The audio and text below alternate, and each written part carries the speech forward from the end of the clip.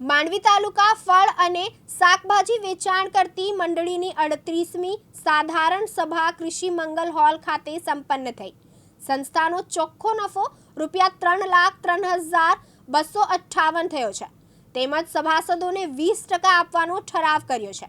માંડવી તાલુકા ફળ અને શાકભાજી ઉત્પાદકોની તથા વેચાણ કરનારી સહકારી મંડળીની વાર્ષિક સાધારણ સભા મંદિરના પ્રમુખ દિનેશભાઈ પટેલના અધ્યક્ષ સ્થાને મળી હતી। માંડવી તાલુકા ફળ અને શાકભાજી ઉત્પાદકોની તથા વેચાણ કરનારી સહકારી મંડળીની વાર્ષિક સાધારણ સભા મંડળીના પ્રમુખ દિનેશભાઈ પટેલના અધ્યક્ષ સ્થાને મળી હતી।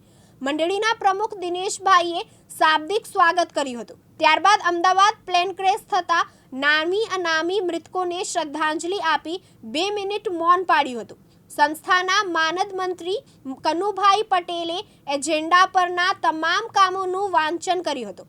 સાંસદ પ્રભુભાઈ વસાવા દ્વારા મંડળી દ્વારા કરવામાં આવેલ કાર્યની પ્રશંસા કરી હતી તેમજ ભારત સરકારના સહકાર મંત્રાલય દ્વારા ખેડૂતોના ઉત્કર્ષ માટે લેવાયેલ પગલાં બાબતે માહિતગાર કર્યા હતા।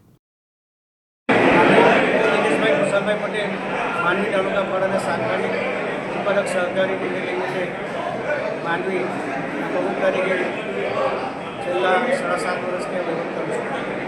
મંડળીની આજની 38મી વાર્ષિક સાધારણ સભામાં માંડવી લોકસભાના આદરણીય સંસદ સભ્ય શ્રી પ્રભુભાઈ વસાવા સાહેબના અધ્યક્ષ સ્થાને આજે મંડળીમાં ખૂબ મોટી સંખ્યામાં વાર્ષિક સાધારણ સભા યોજાઈ હતી।